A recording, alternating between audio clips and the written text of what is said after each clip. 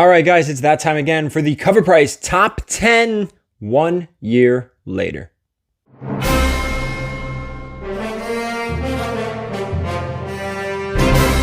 All right, guys, it's that time again. I am so excited. We are going back to the Covrprice Top 10 list 1 year later. But first, before we get into this, let's listen a little bit about Covrprice.com. This list comes to us from our friends over at Covrprice, focusing on their top 10 list from 1 year ago. I'm going to take you through how each title's sales compare from last year's market values to today's current values. How did these comics do? What had a boost in price? What was a bust? You guys, you can check out Covrprice.com down in the description below. There is the link. Please feel free to use it. Now, this is the part, like, subscribe to my channel, all that. You know all that by now. So let's get right into this list, and let's start at number 10. This is Silk number 1. Last year, after New Development News, an official showrunner, a spike in prices and sales for Silk's first full appearance in Amazing Spider-Man 4 priced many collectors out. It happens all the time. They immediately jumped onto this first issue of her solo series, giving it a high sale of $190 in a CGC 9.8. Raw copies were selling for a fair market value of about $25. 1 year later, prices are still hot for Silk as the market is confident in seeing her solo show. Graded prices have fallen to a fair market value of $140 for a 9.8 and Raws at a fair market value of $28. This is a great book to buy into now, especially the second print, which is there's less out there. These prices are reasonably low. Seeing what other Marvel titles are doing, the first core series for Marvel characters have all been big jumps as we get closer and closer to seeing content. Slight boost on Raw, bust on the graded. We've seen what this book can do. A year ago, you kind of saw the peak. It's dipped a little bit in that 9.8. We saw what Miles can do, and you can't compare Silk to Miles, but you saw what Miles did. Ultimate Fallout 4 went absolutely bonkers, and people were starting to transition to that Ultimate Spider-Man number 1, or his first solo title. This is the same thing. It happens all the time. People get priced out of first appearances, so they move on to either second appearance, first cover appearance, if they haven't already appeared on a cover, first solo title. It happens all the time. There's probably room for this book. Again, since we saw it at $190, there may be that $190 to $200 peak. Maybe higher, maybe lower. But evidence is all around us. Let's go down to number 9. This is Superboy number 9. So last year, this full first appearance of King Shark was moving due to his announced appearance in Suicide Squad number 2. It had a high sale of $299 for a CGC 9.8, $35 raw.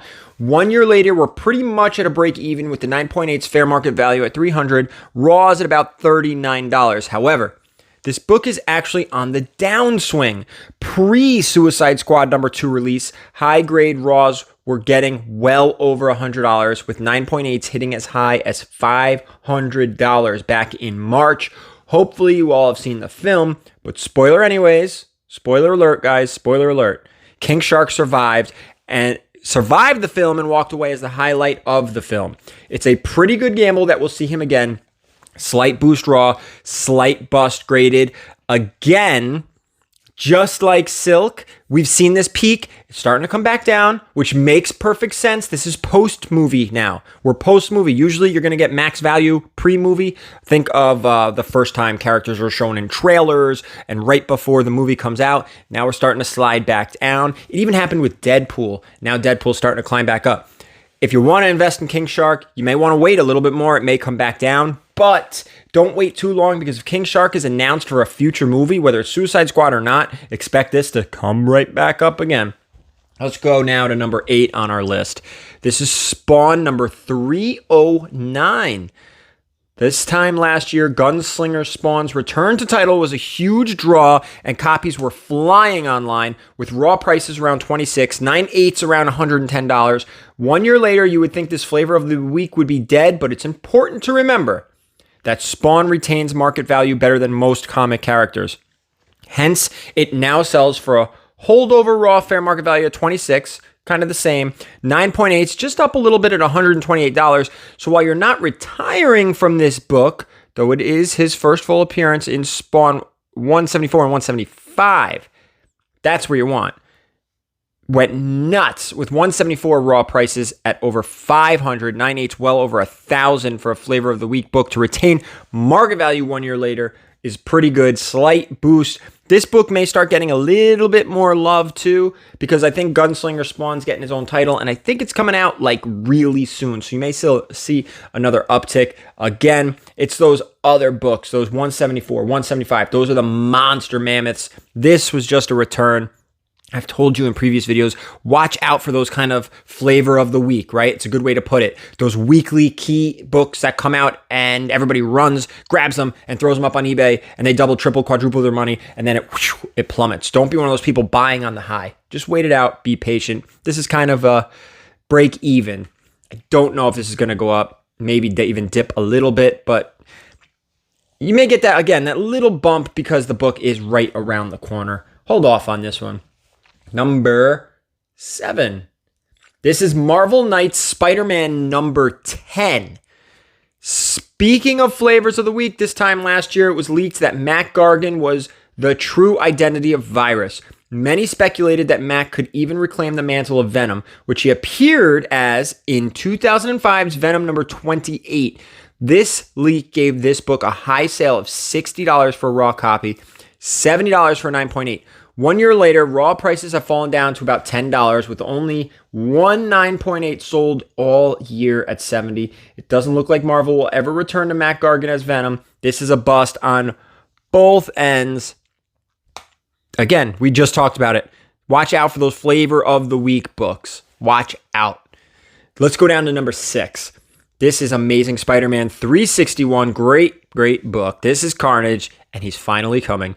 This book is a perfect bookend as it landed in the 6th spot last year and is on Covrprice's top 10 this week in spot 7. The anticipation is building. Last year, anticipation was just starting to build, with raw copies selling for and a high sale of $643, CGC 9.8. 1 year later, the first appearance of Carnage spiked in a big way, hitting a high sale of $1,600 for a 9.8 this past May, $300 raw.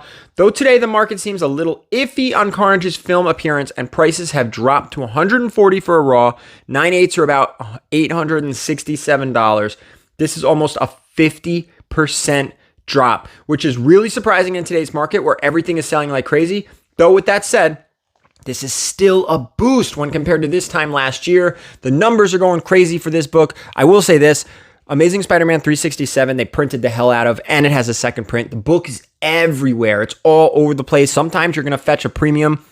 Usually, I shouldn't even say sometimes. Most times, you're going to fetch a premium on the newsstand copies. It's the first Carnage, man. This book is everywhere, but it is a must-have key for Amazing Spider-Man collectors. Let's see what happens.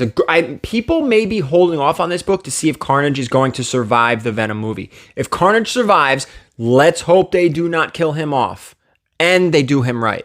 We know Woody Harrelson's going to hold his own, right? We know that. Let's hope they do the right thing by him, and let's hope they keep him, and let's see if down the line we do get that Maximum Carnage movie. That would be awesome. There's rumors swirling around it. Let's keep Cletus alive. Let's keep him alive. Let's go down to number 5. Black Panther, number 5. After Chadwick Boseman's death on October 28th of last year, the market was all over with Shuri taking the Black Panther mantle. While she's in full costume on the cover of issue 1, this issue actually features the first cameo, which is the last page reveal of Shuri as Black Panther. This time last year was the first time this book took off with a high sale of $406 in a CGC 9.8. Raw copies selling for $130. 1 year later, this speculation has been highly relevant as Black Panther 2 is in active production. Rumors are very strong that she will take the mantle. With that said, this book is now selling for $200 raw, $710 in a 9.8. This is a boost, and there's room for this one, guys. If Shuri is in fact Black Panther, and I kind of hope she is, because I always love comic accurate stories, costumes, and all that. This book, who knows what's going to happen to this book? Strong female character, great character. People loved her in the first movie. Now, if she does become Black Panther, forget it. We'll see where this book lands. It's not going to be $700 for 9.8. Expect that one to go up. Number 4 on our list, this is Dark Knight's Death Metal Legends of the Dark Knight, number 1. As noted on the last 1 Year Later show, this book was selling incredibly well. In less than 2 weeks, this standard cover of the first full Robin King sold over 600 copies. It stayed on Covrprice's top 10 for weeks, though it dropped to a fair market value of $10 raw and $100 for 9.8.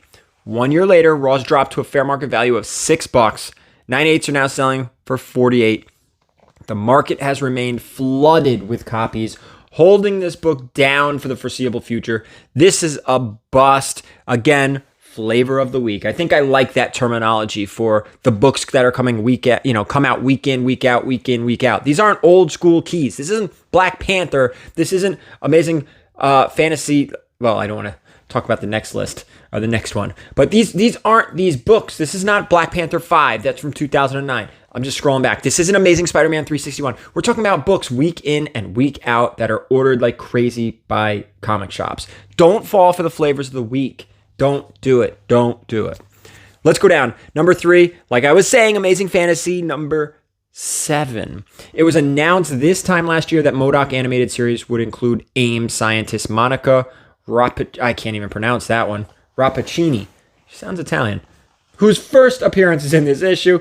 There's also some speculation that her daughter Carmilla Black, aka the new Scorpion, might appear, whose first is also in this issue. It had a high sale of $25 for a raw copy, 9.8 selling for about $200. 1 year later, Carmilla has appeared in the show, but not as the Scorpion. With that being said, speculators still feel strongly about the character's long-term potential, pushing raws to $40, 9.8s to a $344 boost. This book is up, and I can't even talk a lot about this book because I did not watch MODOK. I did not watch the series, but this goes back to the flavor of the week. This is not the flavor of the week. This is a key from 2005. It was a no big deal book, and it's holding its value and growing based on speculation. Much, much different, again, than those week in, week out comic shop books that are just ordered and flipped on the drop of a dime. Let's go to number 2. Again, not flavor of the week. Let's go to Black Panther number 2. As noted, Shuri heated starting this time last year, driving the first appearance of Shuri to her biggest sales at the time, $700 for CGC 9.8, $300 raw. 1 year later, this book has taken off. High grade raws are still selling for $300, but 9.8s are currently trending at $1,100.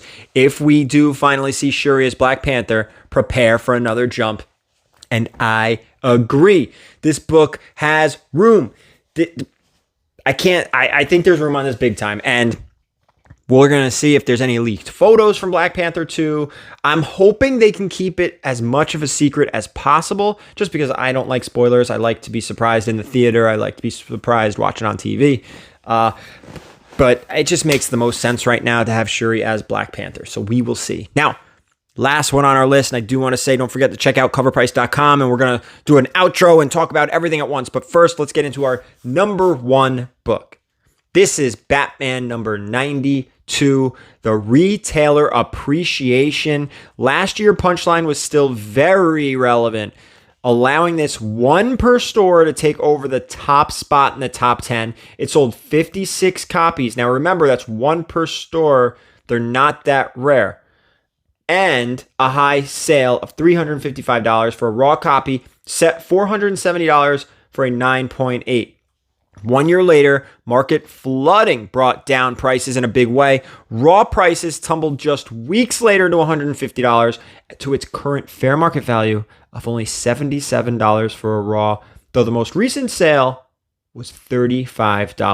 9.8s, $260, huge bust. However, if you believe in Punchline's long-term potential, then this is a book you should buy into while the prices are low. Guys, one per stores are not that rare. Think about it. One per 50 incentives are more rare, because that means the store has to order 50 copies of the book to be allowed to order one copy of this variant. So a one per store, they're getting them. So it's not that rare of a book. This was a huge bust. Again, flavor of the week. I'm going to start really referring to that week in and week out with these cover price videos. So now let's do a quick closeout here. That is our top 10 books from this time last year. Don't skew as heavily one way or the other as previous weeks did. This week was a blend of hits and misses. What was interesting are the books that just started trending last year that came back with a surge in prices thanks to the new rumors. Even the busts on here still have lots of long-term potential, except for Dark Knights. That book is dead. The Carnage drop is a big surprise too. Does that have room to grow? Is this a time to buy, or will it continue to drop? If it does, can Carnage be redeemed post Venom 2? We will see. So, where did we net out? Let's do some numbers. Here we go. 1 year ago, Raws would have cost you $1,096 at market value. 9/8 would have cost a huge $3,138. Now today, those Raws would sell for $926. Again, we're going by fair market value, and that's a loss of $170. Now slabs, CGCs, 9/8, that's going to bring you back $3,953, which is a gain of $815. So an interesting mix here. Make sure you check out covrprice.com to see their current top 10 and their various trending movers and shakers, and come back to the next show and let's see how those books did. Guys, thank you so much for watching, and as always, keep it comics.